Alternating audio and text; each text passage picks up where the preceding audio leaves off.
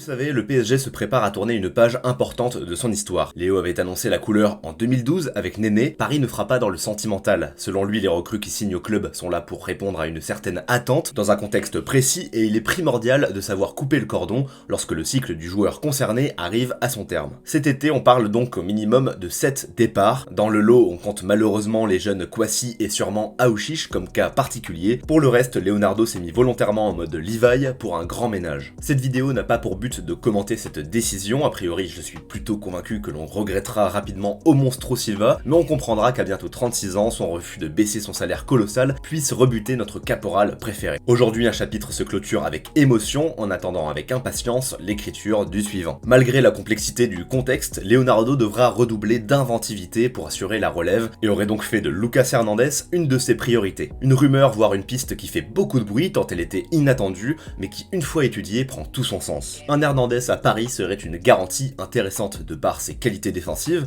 sa grinta, mais surtout grâce à sa polyvalence. Paris ne pourra en aucun cas se payer le luxe de recruter un top joueur à chaque poste déserté. Rappelons que même si la masse salariale se verra largement amoindrie, les départs de Silva, Meunier, Kurzawa, Cavani ou encore Choupeau ne généreront aucune indemnité de transfert brut. Ainsi, il est nécessaire de cibler des profils comme ceux d'Hernandez ou Alaba, tous deux capables de couvrir plusieurs postes avec brio. De plus, le départ de Silva représentera à mes yeux le test ultime concernant les responsabilités de la charnière Kimpembe-Marquinhos. Après avoir fait forte impression contre Dortmund, Kimpembe a toutes les cartes en main pour enfin faire taire ses nombreux détracteurs et mettre fin au débat le concernant. Recruter un Koulibaly ou un autre titulaire indiscutable à son poste représenterait un frein quant à son évolution. Ce dernier est perçu depuis ses débuts prometteurs comme l'avenir du PSG. Et si Leonardo fait le choix fort d'évincer Silva, il serait contradictoire de barrer la route d'un Titi, dernier porte-étendard de la réussite du centre de formation chez les pros. Hernandez serait un juste milieu, capable de concurrencer à la fois Bernat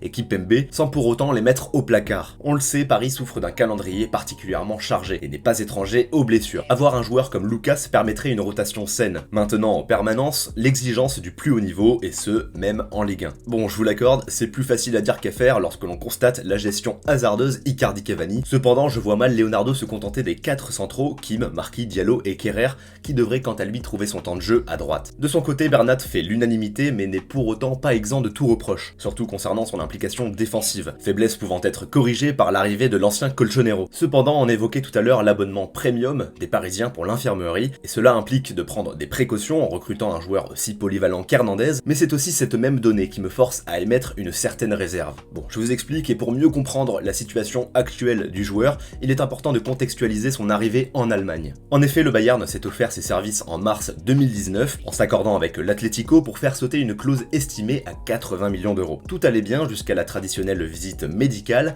révélant l'état désastreux du genou du futur bavarois. À ce moment-là, le Bayern se dit tranquille, y a pas le feu, Lucas n'arrivera de toute façon qu'en fin de saison, il a tout son temps pour soigner son genou, subir une opération et revenir au top sous ses nouvelles couleurs. Finalement encombré par de nombreux pépins physiques, celui qui représente aujourd'hui le plus gros transfert de l'histoire des Recordmeisters n'a jamais récupéré ses capacités à 100%. Entre-temps, Davis a explosé. Alaba s'est vu replacé au centre aux côtés d'un Boateng qui reprend du service. Celui-ci assure plutôt bien en jouant de son expérience, mais est cependant vieillissant, et sa place devrait être disputée par les défenseurs de 24 ans Hernandez et puis Soule, traînant lui aussi un genou bien amoché. Et encore, on parle là de la place d'un défenseur central droit. Or, Lucas Hernandez joue à gauche. Bref, vous l'aurez compris, il y a embouteillage, Lucas ne profite plus du tout du contexte dans lequel il avait signé au Bayern. À l'époque, il était un jeune champion du monde à la progression inarrêtable, Davis n'existait pas, Hummels était sur le départ, et Alaba faisait pression pour jouer au milieu. Il avait devant lui un boulevard qui est très rapidement devenu très étroit à cause de ses blessures. Un an après son arrivée donc, et surtout à un an de l'Euro, Hernandez ne serait pas contre un nouveau défi pour se relancer. Seulement pour le déloger, il faut y mettre le prix. Le Bayern n'est pas particulièrement vendeur et profite d'un effectif ultra complet et polyvalent, mais prévoit tout de même d'enrôler Leroy Sané tout en gardant un œil sur Havertz, ou Upamecano ainsi qu'Achraf Hakimi pour concurrencer Pavard. Des top recrues forcément très coûteuses qui pourraient inciter le Bayern à accepter des liquidités pour Hernandez. Au vu de la crise et de ses nombreuses blessures, Paris pourrait selon moi négocier un deal entre 50 et 65 millions d'euros. Je suis sûrement trop optimiste, mais l'idéal serait d'inclure Draxler dans l'équation, le Bayern étant adepte des milieux offensifs techniques capables de flopper à tout moment. Quoi qu'il en soit, je pense que Paris tient une belle occasion de se renforcer, d'autant plus après le départ annoncé de Kouassi en Bavière, qui pourrait aussi bien être motif de tension entre les deux clubs, mais qui pourrait aussi accélérer les négociations. Enfin bref, je pense avoir fait le tour sur le dossier Hernandez, je n'ai que très peu évoqué à la bas dans cette vidéo, dites-moi si vous êtes chaud pour un sujet lui étant consacré, je ferai ça avec plaisir.